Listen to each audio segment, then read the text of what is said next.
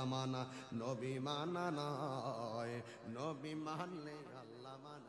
এই কথা তাহিরি কয় না, এই কথা তাহিরি কয় না, আল্লাহ তাআলা কয়। আরে আল্লাহ মানা নবী মানা নয়, নবী মানলে আল্লাহ মানা হয়। আল্লাহ মানা নবী মানা নয়, নবী মানলে আল্লাহ মানা এরকম হয়। গুমরা বুঝেলেন, কোরআন হাদিসের জ্ঞান না থাকলে মানুষকে কিভাবে গুমরা করে, এদের দ্বারা সমাজ ধ্বংস হচ্ছে। সে গজল পড়ছে স্টেজে, কি গজল পড়ছে জানে? আল্লাহ মানা নবী মানা নয়, নবী মানলে আল্লাহ মানা হয়। নাউজুবিল্লাহ বলো।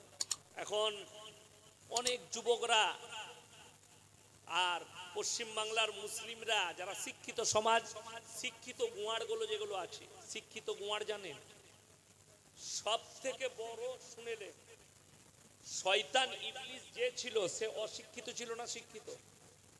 তাড়াতাড়ি বলবেন। শিক্ষিত। সে কিন্তু মূর্খ ছিল না। চাষিবাসী লোক পাপ কিন্তু কম করে। বেঈমান এরা হয় না, বেঈমান হয় শিক্ষিতরা। শিক্ষিত হতে হয়।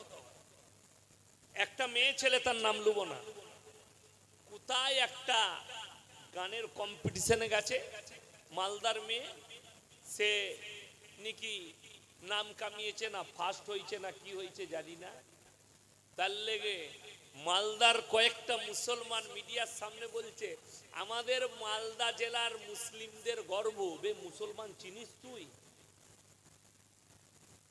যে শরীর ড্যান্স করলো, শরীর নাচালো স্টেজে যে মেয়েটা, সে কখনো ইসলামের গর্ব হতে পারে? তাহলে কি আমরা মৌলবীরা ইসলামের কলঙ্ক? আমার বউরা বাড়ি থেকে বের হয় না, তারা ইসলামের কলঙ্ক? কষ্টের বিষয়, তুমি মুসলিম চিনতে পারো না। মুসলমানের গুনাহ বলিগুলোই জানা নাই, ওই জন্য কোরআনে আছে মাথা টুকাটা আল্লাহর কাছে শর্ত নয়। ইমানদার হওয়ার জন্য মাথা টুকা শর্ত নয়। বড় কষ্ট লাগে আজকে মূর্খ হলে, ইলিম না থাকলে। আমি সেদিনে বায়ানটা শুনিয়েছি একটা জলসায় 24 পরগনার স্টেজে, মাইকে লাগিয়ে শুনিয়েছি। একজন হুজুর বক্তব্য দিচ্ছে, গজল পড়ছে, গজল স্টেজে। কিরকম গুমরা বুঝেলেন, কোরআন হাদিসের জ্ঞান না থাকলে মানুষকে কিভাবে গুমরা করে, এদের দ্বারা সমাজ ধ্বংস হচ্ছে। সে গজল পড়ছে স্টেজে, কি গজল পড়ছে জানে? আল্লাহ মানা নবী মানা নয়, নবী মানলে আল্লাহ মানা হয়। নাউজুবিল্লাহ বলো। আমি বলি হারামখোর, একদম পাক্কা গাঁজাখোর, গাঁজা খেয়ে না হলে এরকম কথা কেউ বলতে পারবে না। আচ্ছা আপনারা বলুন, রাসূল সাল্লাল্লাহু আলাইহি সাল্লাম আগে না আল্লাহ আগে? জোরে বলুন। আল্লাহ নবী সাল্লাল্লাহু আলাইহি সাল্লামকে আল্লাহ আগে সৃষ্টি করেছেন না হযরত আদম আলাইহিস সালাতু ওয়াস সালাম? দুনিয়ার বুকে কে এসেছে? আদম আলাইহিস সালাতু ওয়াস সালাম দুনিয়ার বুকে প্রথম এসেছে। গুটকাখোর, ওই জন্য আমি তোদের নাম রেখেছি জিলাপি হুজুর।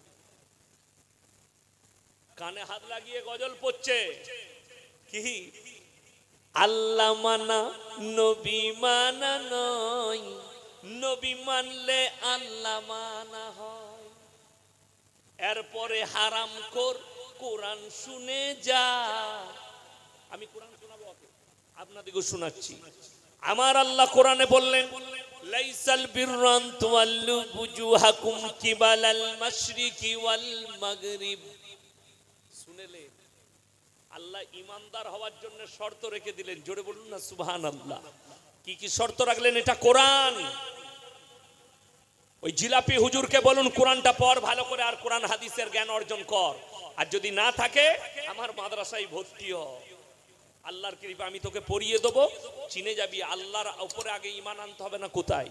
আমার আল্লাহ কোরআনে বললেন, লাইসাল বিররান তুওয়াল্লু বুজুহাকুম কিবালাল মাশরিকি ওয়াল মাগরিব ওয়ালাকিন্নাল বিররা মান আমানা বিল্লাহ হে আমার নবী পৃথিবীর মানুষকে বলো পূব কিংবা পশ্চিম দিকে মাথা ঠুকার নামে ঈমান নয়। 1 নম্বর ঈমান হচ্ছে আল্লাহর উপরে বিশ্বাস। জোরে বলুন না সুবহানাল্লাহ। আল্লাহ 1 নম্বর বললেন মান আমানা বিল্লাহ, আল্লাহর উপরে বিশ্বাস। ওয়াল ইয়াউমিল আখির, দ্বিতীয় নম্বরটা কোরআনে যেটা এসেছে সেটা হচ্ছে পরকালের প্রতি। ওয়াল মালাইকাতি, আমার ফেরেশতাদের প্রতি। ওয়াল কিতাবি, আমার আসমানি কিতাবের প্রতি। লাস্টে বললেন ওয়ান নবিয়্যিন, এবং শুধু হযরত মুহাম্মদ মুস্তাফা সাল্লাল্লাহু আলাইহি সাল্লাম নয়, যতগুলো নবী তাফসীরে আছে, যতগুলো নবী পয়গম্বর পাঠিয়েছি এদের উপরেও বিশ্বাস আনার নাম হচ্ছে ঈমান। জোরে একবার বলুন সুবহানাল্লাহ। এটা কিন্তু কোরআন শোনালাম আপনাদেরকে যে আল্লাহর উপরে 1 নম্বরে বিশ্বাস।